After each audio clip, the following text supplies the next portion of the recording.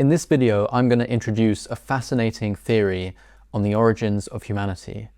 It comes to us by way of a French archaeologist named Andre Leroi Gourhan. I've definitely pronounced that name wrong, but yeah. It's highly interdisciplinary. It brings together archaeology, evolutionary biology, psychology, zoology, and it comes to some really interesting conclusions. Let's get into the content. Archaeology is the study of human nature through fossilized remains. So, of course, Gourhan starts his book by reviewing the history of archaeology's struggle to pinpoint the origins of humanity. As our intellect is generally considered to be the thing which defines us as humans, archaeologists have traditionally assumed that skull size is a good indication of whether hominid fossil remains are human or not.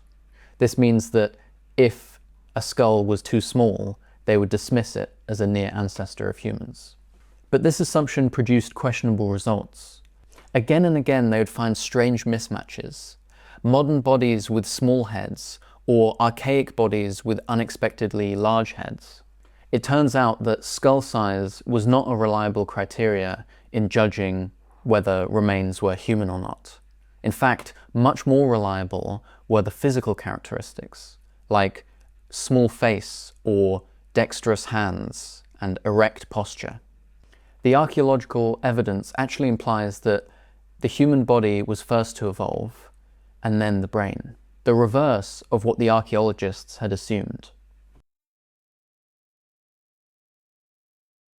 To make sense of this, Gourhan invokes this idea of a canalized evolutionary pathway. This is a situation in which a species undergoes a successful reorganization of its physical structure, after which natural selection increasingly favors cognitive capacities, which allow the animal to use its new body more effectively. The physical structure opens a new canal for cognitive development. In other words, the body is reorganized, and then for a period of time, the brain adapts to its new vessel. So, physical adaptation is often followed by cognitive development, which in the archaeological record is expressed in skull growth. The evolutionary ceiling is reached when the volume of the brain equals the whole of the space available to it. Each species then enters upon the stage of its final achievement. It has perfected its niche. This explains the discovery of modern bodies with small heads and archaic bodies with large heads. In the first case, the modern bodies are at the beginning of this cognitive enhancement process, and in the second, the archaic bodies have reached the mature stage of this cognitive enhancement process. Gourhan argues that once humans adopted an upright posture, there followed a reorganization of the bodily division of labor. Once stood up, the hands were idle and free to break down food and manipulate objects. They developed dexterity and eventually technicity, which is the ability to use and invent tools and techniques. Zoology has demonstrated that in animals without hands, their biology compensates with extremely varied facial specialization, significant jaw machinery, which can crowd the skull and limit the area of space into which the brain can grow. This is widely observed. Those whose body structure corresponds to the greatest freeing of the hand are also those whose skull is capable of containing the largest brain. Eventually, the mouth, freed from the demands of gripping and grinding, can be redesigned for subtlety rather than force. This enables the articulation of intricate vocal sounds, in other words, language. So, in short, once humans stood up, their hands were free to start creating, their mouths were free to start speaking, and their brain was free to start growing. So, at this point in the story, the hands have been deprived of their prior purpose. They're no longer for walking or climbing, and they've lost that narrow biological specialization. Now they begin to grasp at the world in search of something else. But before they can be physically repurposed by evolution, they begin to tackle all of the practical demands of their environment, technically. According to Gourhan, it's our very lack of specialization which is the key to our success. Archaeologists have long recognized that it is the least specialized groups that have produced forms with the most advanced cerebral features. Most species are adapted to perform a very limited set of tasks extremely well. So, for example, the mole's digging claws. They're not good for running, swimming, slashing, climbing. They're good for digging. Similarly, the hooves of a horse. They're good for running, none of the others. Once that biological specialization appears, the species becomes locked in to a certain lifestyle and habitat. Humans, however, have shifted the burden of adaptation onto our inventions. So we don't evolve claws, we invent knives. We don't evolve fur, we invent clothes.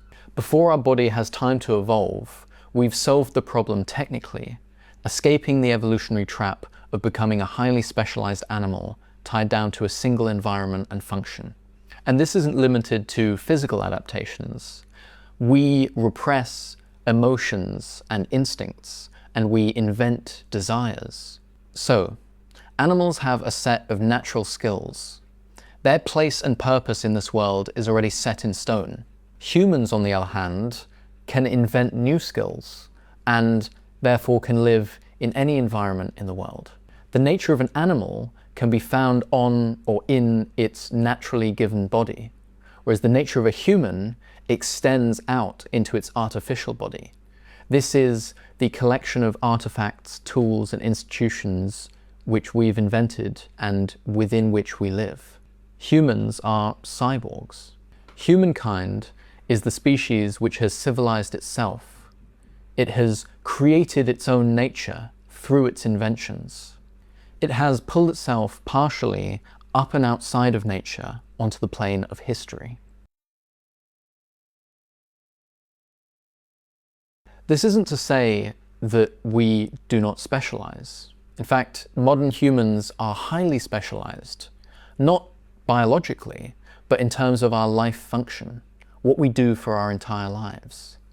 The very basis of civilization is the idea that I can spend my life mastering making shoes, and you can spend your life dedicated to science, but only because there are other people who are mastering building houses and farming. Only humans have such a complex division of labor. Animals may have a biological division of labor, like the sexual division of labor, but they have nothing like this social division of labor, which is unique to humans.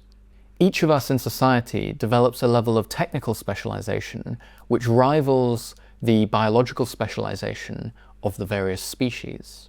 In that sense, we are equivalent in skill to a society of different species. Let's now return to this idea of the canalized evolutionary pathway. Once the skull is no longer advantageous to the survival of the organism, it stops growing. This implies that human intelligence will at some point plateau.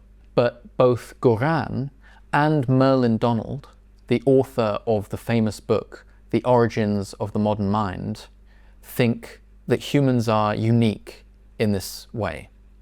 While every other species has this natural limitation of skull growth, the secret to human intelligence is that while the brain has stopped growing, we have continued to construct the mind outside of the body. Through our technicity, we have developed the ability to exteriorize the mind. We have external memory storage technologies, such as writing. We have visual calculating technologies, such as the abacus. We have external perception technologies, such as telescopes and microscopes, and they are some of our older technologies.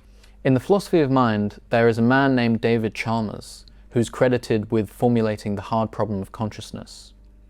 He introduced a new theory of mind called the extended mind.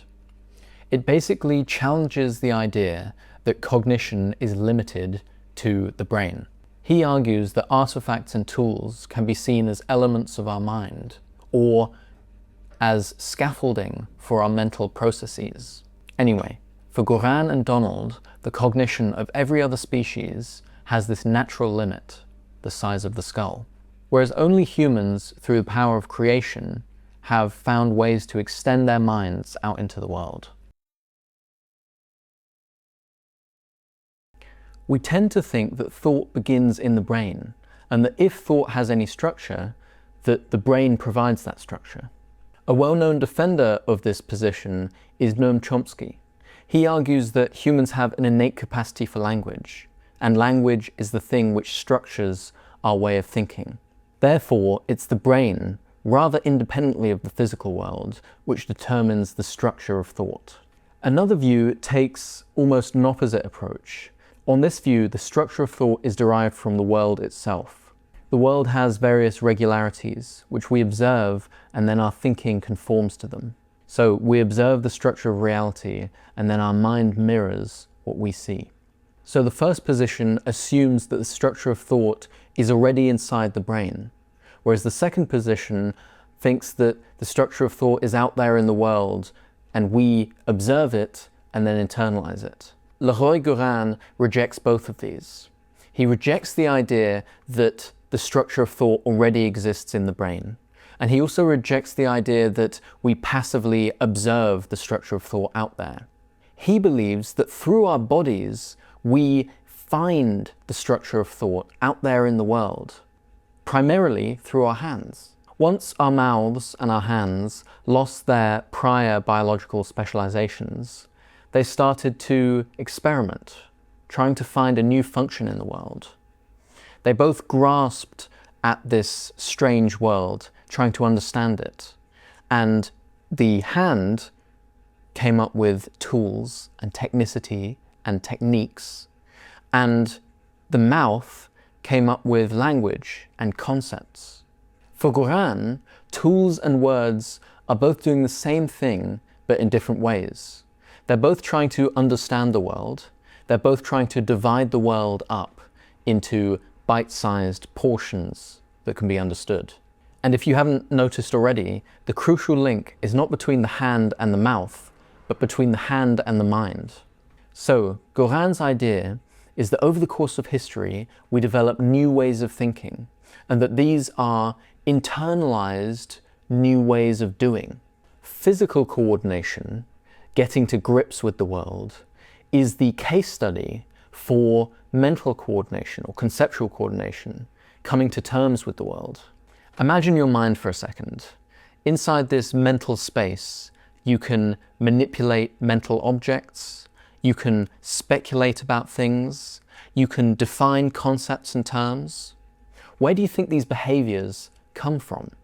We first invented them in the material world, and then once we'd become familiar with them, we internalized them and started to enact them in this world of ideas. We physically define arrowheads, sticks, and sculptures, and then we take the familiarity with the process of definition and we define concepts and terms out of a prior roughness. The mental ability to grasp a concept or to wrap one's head around something emerges from the prior embodied experience of handling, grasping, and encircling things in the material world, seeing something from every angle. And our mental mapping of new forms of the physical world depends on our invention of tools, which are designed to reveal to us layers of reality which our hands cannot. In this sense, the hand educates the brain long before the brain directs the hand. This leads to one of Gourhan's most interesting claims. He says that the complexity, the sophistication of our language is merely the mental reflection of the sophistication of our technicity, our techniques and tools. The sophistication of our conceptual toolbox mirrors the power of our real toolbox. After all, both concepts and tools try to carve up the world. Think about it.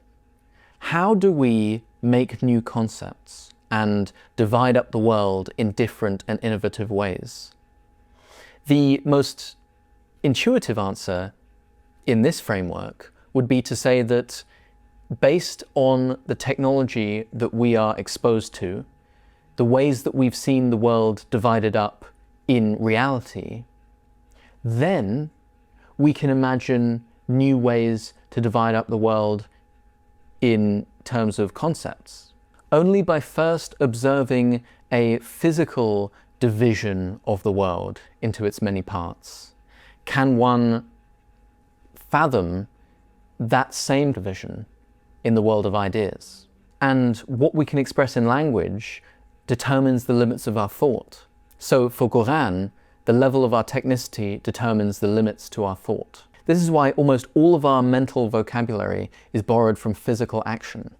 We grasp ideas, we are weighed down by emotions, we fall into depression, we are close to an understanding, we hold beliefs. The fact that we have almost no non-physical language for the mind suggests that our way of thinking is built out of embodied experience. By transforming the physical world, humans unknowingly construct their own mental architecture. The history of the mind is a history in which new ways of doing become new ways of thinking.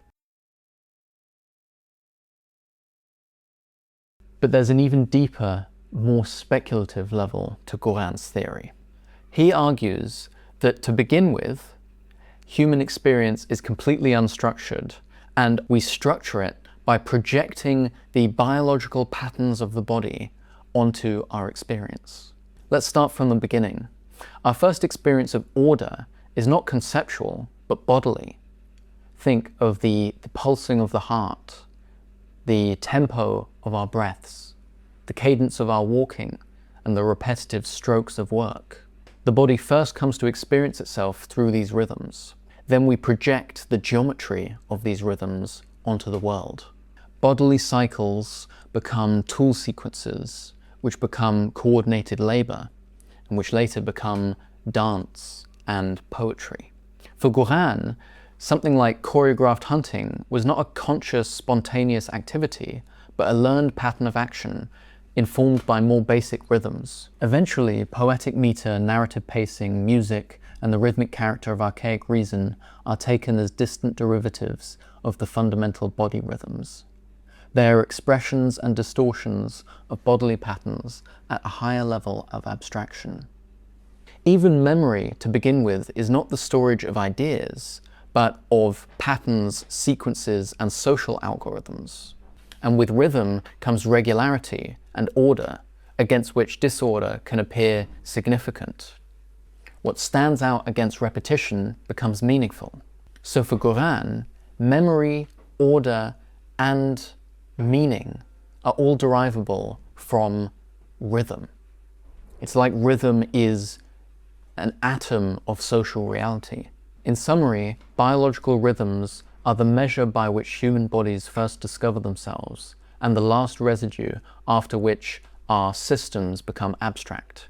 Human culture would then be the progressive exteriorization of these bodily patterns into objects, social activity, and institutions. The body rhythms are elaborated into the world's rhythms, and everything human, all knowledge, is perceived as the projection of the geometry of the body onto the world. So, human history began when we picked ourselves up off the floor and stood upright. Our hands took on much of the labor of the mouth, which allowed it to be redesigned and repurposed, which then allowed our brains to grow. Looking for new purposes, our hands and mouth began blindly grasping at the world. Before Mother Nature could bestow upon them a new physical form, and therefore give humans their rightful place in this world, they had developed a knack for invention, both in the material world and in the world of ideas. Our very lack of specialization was the key to our success. While every other species was given a natural home and set of talents, humans were given free rein over the world. Through the process of civilization, we sculpted our own nature. We built out our artificial bodies. Through our inventions, we produced minds which exceeded our skulls. The doors limiting intelligence were broken down. We lifted ourselves partially up and outside of nature, onto the plane of history. Unlike animals, the lion's share of our nature is not to be found in the human genome, but in the history books. Similarly, our minds are not confined to our skulls, but exist in the human-made world around us. For these reasons, human intelligence and human nature is not the rightful study of biology and neuroscience, but of sociology, history, and anthropology. Unfortunately, I've had to condense this 400-page book into 2,000 or 3,000 words, so I haven't done it fully justice. I'm really interested to hear what other people think of the theory, so please leave a comment with that information down below. Thank you for watching.